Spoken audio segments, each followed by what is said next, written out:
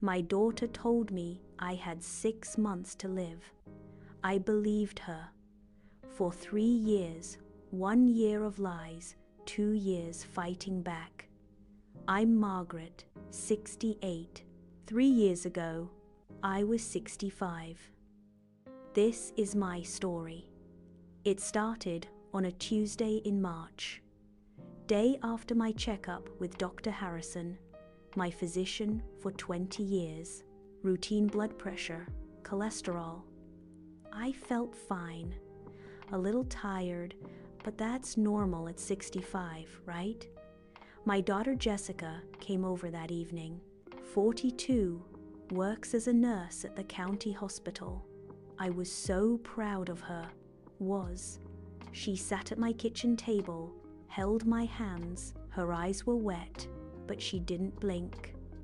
"Mom, I need to tell you about your test results." My heart stopped. "What?" Dr. Harrison said everything looked fine. He called me at work. "Mom, they found something serious." "What?" "Your liver enzymes are critical. They want imaging, a fibroscan." "But Mom," her jaw set.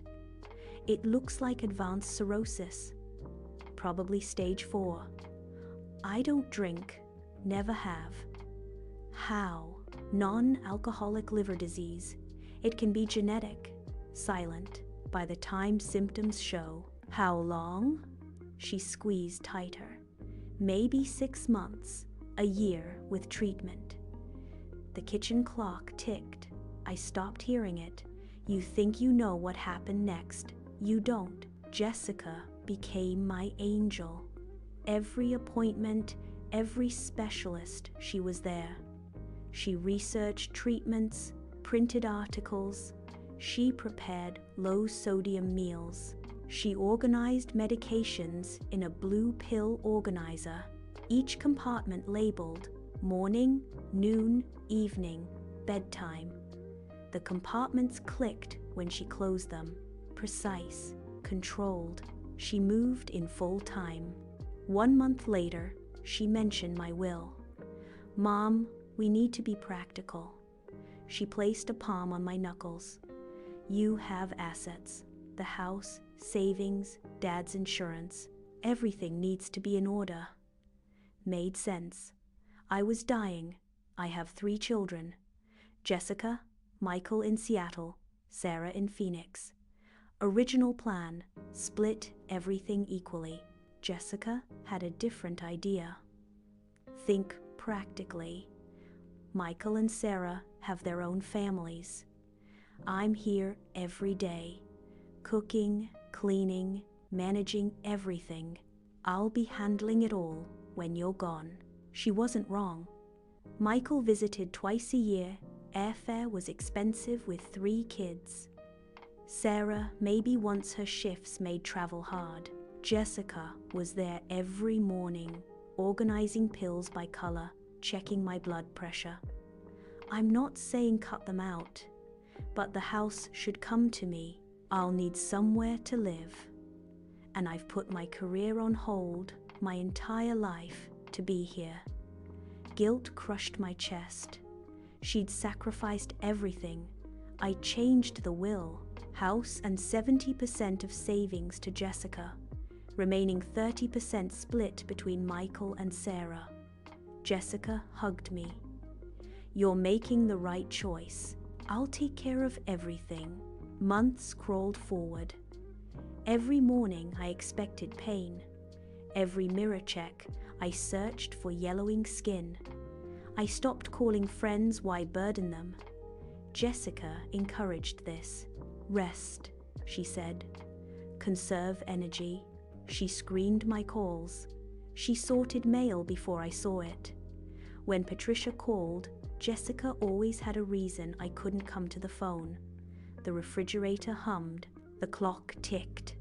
The pill organizer clicked open and shut. Spring became summer. Summer became fall. I kept waiting to feel worse. Waiting for jaundice, swelling, confusion. Nothing came. Isn't it strange I don't feel sicker? I asked one October evening. She smiled. Everyone's different, Mum. Your body's fighting, the medications are working. Maybe I wanted to be a good patient. Winter arrived. 6 months passed, then 7, then 8. I should have felt relief. Instead, something cold grew in my chest, a crack in the foundation. Then came February, a Sunday. Jessica went to the pharmacy rare moment alone. The house felt lighter without her. My friend Patricia called. We hadn't spoken in months.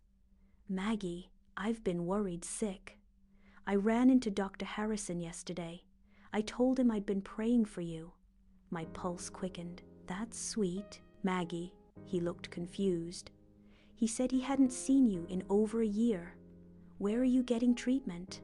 The floor dropped. What? Jessica takes me monthly. Silence.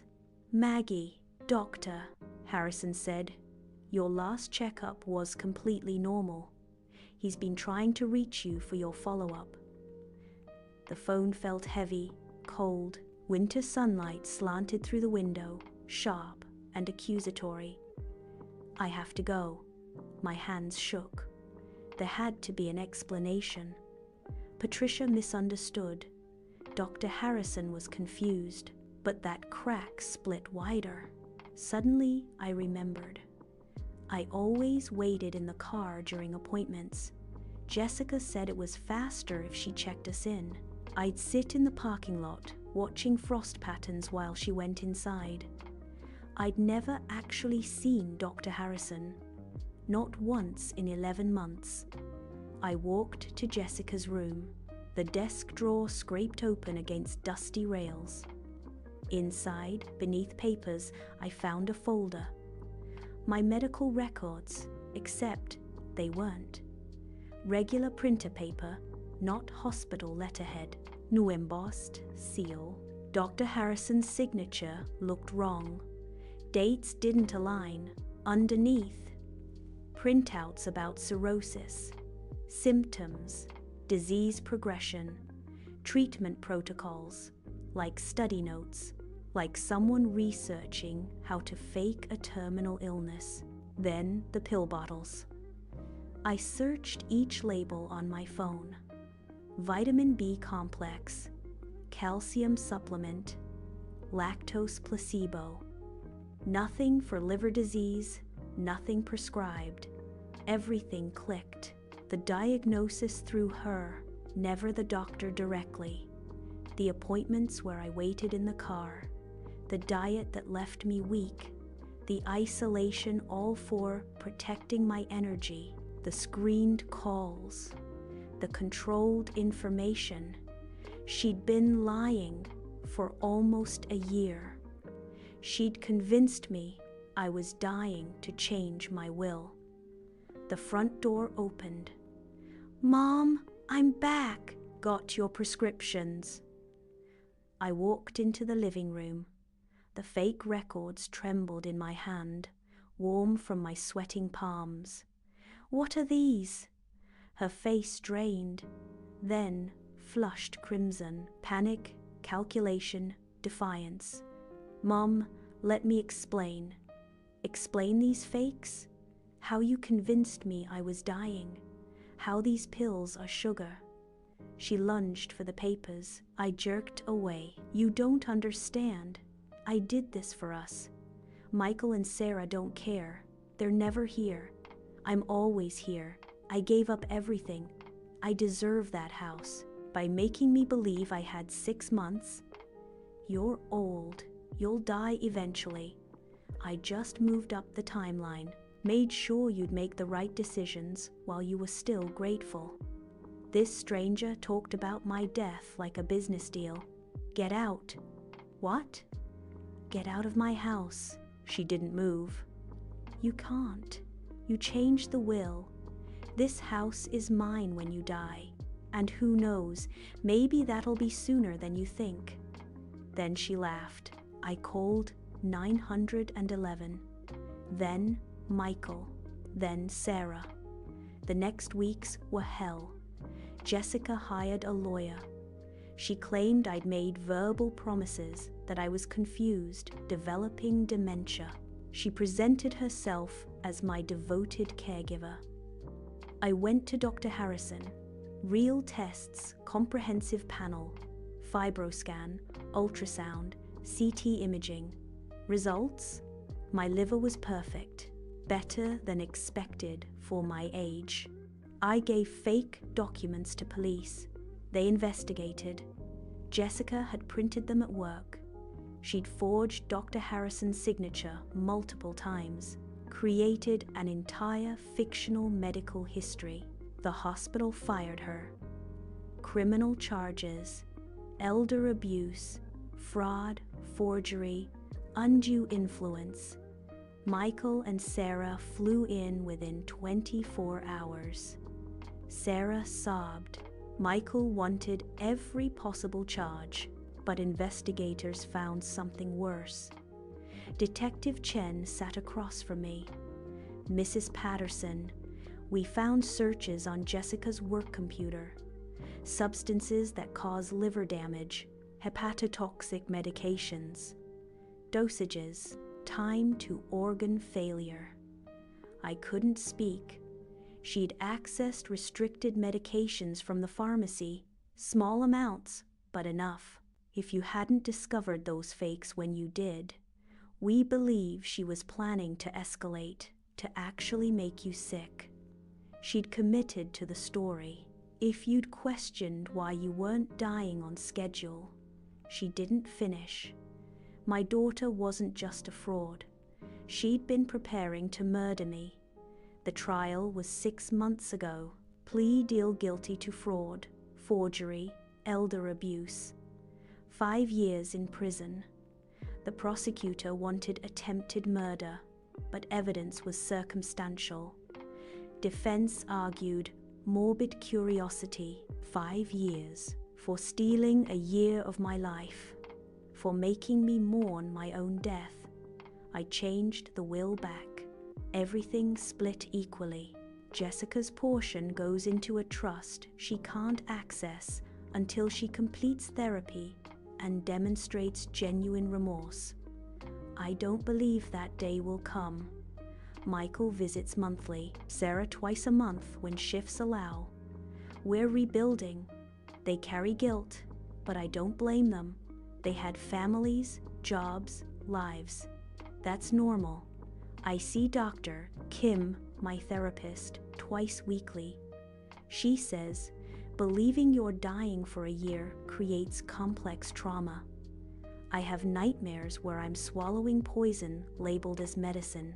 Every ache spirals me. Every fatigue makes me wonder if this time it's real. The worst part? Some mornings I miss her. The daughter who made soup, organized pills, held my hand. Then I remember. That person never existed. Every hug was calculated. Every I love you was investment. Last month, a letter arrived from prison. Jessica's neat handwriting. Mom, I'm sorry. I don't know what came over me. Financial pressure, bad decisions. I loved you. Can you forgive me? The letter sits in my desk. I read it once, haven't replied. Patricia visits every Thursday. Over tea. How didn't you see it sooner? Simple answer, I trusted her. She was my daughter. When someone you love tells you something terrifying, you believe them. I was a trusting fool. I walk past Jessica's room sometimes, everything untouched. Her nursing textbooks, her diploma. I will do no harm. She harmed me deeper than any disease could. But I'm building something new. I volunteer at the senior center 3 days weekly. I teach people to get second opinions, to verify diagnoses with their own doctors, to never sign legal documents without counsel, to never trust family with exclusive medical access. I'm learning to garden. My tomatoes have stakes now. I'm 68. I'm healthy. I'm alive. Yes, I'm lonelier than when I thought I was dying. But I'm freer. My boundaries are clear now. So here's my question. If someone you loved told you that you were dying, would you question them? Would you insist on seeing the doctor yourself? Demand a second opinion?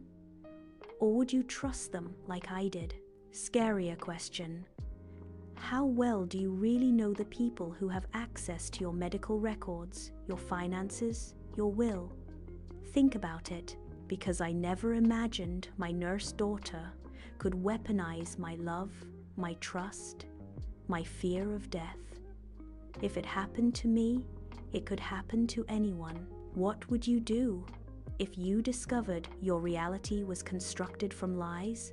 That someone turned care into control, comfort into a cage? Tell me in the comments. 2 years later, I still don't know if I made the right choices. If 5 years is justice or mercy, I need to hear from you, from people who understand, who've survived something similar. Please, tell me I'm not alone.